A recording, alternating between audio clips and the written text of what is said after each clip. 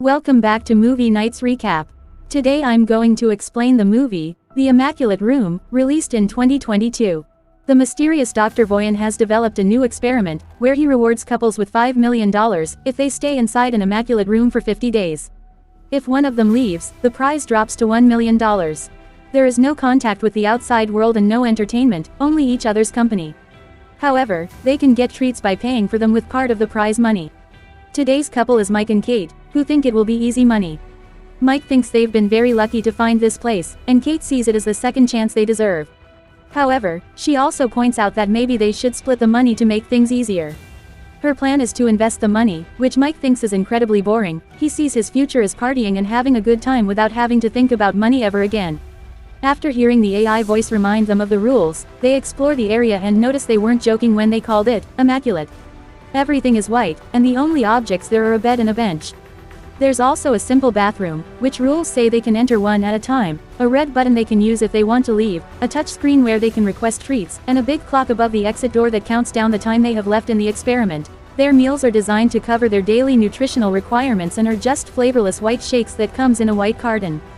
The room also comes with automatic lights that change throughout the day to announce morning, afternoon, evening, and when night falls, which is a sign they must take to go to bed.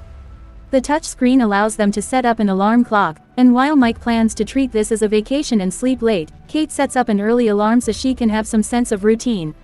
When they go to bed on their first night, Mike tries to get busy with Kate, but she's worried that they may be watched by the professor. Since Mike insists, they end up doing it quietly under the covers. When morning comes, Kate goes to the bathroom to look at herself in the mirror and recite a few words of affirmation to keep her spirits up and her goals fresh. After they both shower, they throw their clothes into the bathroom's laundry chute, and in exchange, they receive very plain pajamas, although at least these have some color. To keep themselves busy, Kate tries to theorize why Voyan is running this experiment, so Mike tells her about the documentary he saw about this guy's previous experiment that ended with a blue-collar family in tragedy. Nobody knows why Voyan did all this, they only know he's got tons of money and he likes using it to put people in unique circumstances because he's intrigued by the human condition. Keeping themselves entertained becomes a problem sooner than they expect. Kate likes to meditate while Mike stares at the clock. Sometimes, he also goes on philosophical tangents about various subjects like the meaning of the color white, which he analyzes with all his art school knowledge, or the direction in which they should be brushing their teeth. Kate always reminds him not to stare at the clock and to keep his mind on the prize, but it's hard to think positively when Mike can't even sleep well. Kate keeps up her routine of affirmation words and making the bed. She also tries to keep Mike's spirit up. When Kate meditates, Mike tries exercising, mainly by running. Together, they play hand-clapping games, Marco Polo, or even dance.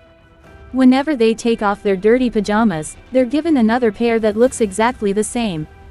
A few weeks have passed when something different finally happens. Mike finds a bug that has sneaked inside the room. After baby talking to it, Mike tries to feed it some of the meal shake, but as soon as he pours some drops on the floor, the AI voice reminds them that food can only be used for consumption by the contestants.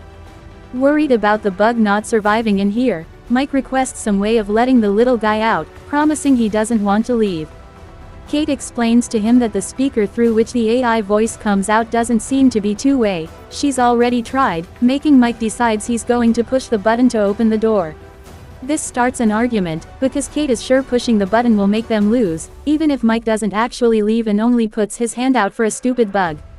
After putting the insect down, Mike tells Kate the bug is a living being and that she has no compassion, so Kate accuses him of being condescending because she isn't vegan like him.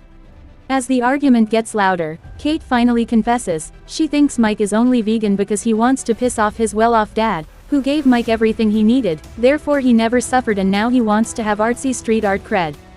Then, Kate tries to walk away from this conversation, but she ends up stepping on the bug, and Mike has trouble believing her when she says it was an accident and apologizes. Mike spends the rest of his day sulking in a corner until he finally decides he's had enough. Doing nothing is just not healthy. Since each of them can take 2 treats, Mike is going to ask for one even if it takes out $100,000 off their prize. Kate doesn't approve, but Mike doesn't need her permission, and his treat ends up being a single green crayon. It's not much, but at least now Mike can do his art on the walls. After watching him draw for a while, Kate asks him to draw her, and Mike accepts. However, he refuses to do realistic portraits because they're boring. He prefers to stick to his style, causing Kate not to want to model for him anymore. Mike draws until there's no more crayon left. He leaves green stains all over the bathroom, which makes Kate very angry. Later, Kate apologizes for having behaved like a twat and explains this is harder than she thought, but at least they only have 20 days left. Days continue to pass in boredom until one morning, Kate wakes up to find a gun in the bathroom. They're too scared to check if it's loaded, and its presence is haunting, so they decide to hide it under the bed, because the AI forbids them to put objects that aren't clothes inside the laundry chute.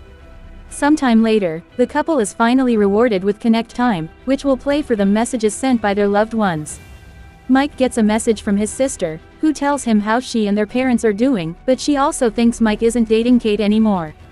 Seeing his sister makes Mike very happy, but Kate doesn't want a connection of her own and panics when the screen puts a video of her dad, who is finally off the streets and living in a homeless shelter. Since the video won't stop no matter how much she asks, Kate runs to hide behind the bathroom entrance and cry, and Mike comes over to comfort her. After sleeping by clinging desperately to her boyfriend, Kate doesn't get up when the alarm announces the morning, and stays in bed all day, because she's fallen into a depressed state. When Mike expresses his worries, Kate tells him she hadn't seen her father in years, and always lied to Mike about who he was, because she was ashamed of her dad, and the way he drank away the house, her school fees, and her chances of growing up like a normal person. With only a little over 2 weeks to go, Kate still stays in bed, while Mike tries to find new ways to entertain himself, like modifying his drawings by smudging the crayon with his fingers, or reading the pajama label in as many emotions as possible, like those acting exercises. He tries to make Kate eat by making some jokes about the food, but it's pointless, so he ends up joining her in bed in hopes he can comfort her. It still doesn't work, and Mike sometimes decides to sleep on the floor, just to feel something different. One morning, he tries to convince Kate to take a treat, but she refuses to lose that money. Growing increasingly frustrated, Mike mentions he isn't sure he can do this anymore, and that finally inspires Kate to get out of bed. Before she takes a shower though, she tells Mike to take his second treat, even if it costs $250,000. Mike does so, and is shocked to see the door open, to allow a naked woman called Simone to enter the room.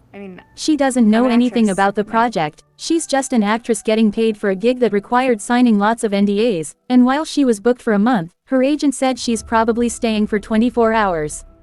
Kate doesn't like her presence very much, and makes Mike give her his t-shirt so Simone can cover up at least a bit. Simone notices Mike's art and praises it, even recognizing the influences, which angers Kate even more.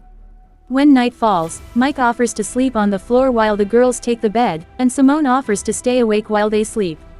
Kate is annoyed by their attempt at manners, and decides they can all share the bed as long as she sleeps in the middle. That night, it's Kate who has trouble sleeping. In the morning, Kate doesn't find Simone on the bed and thinks she's gone, but actually, she's in the bathroom. Not being able to take it anymore, Kate decides to take a treat and receives a little box with 3 fun candies.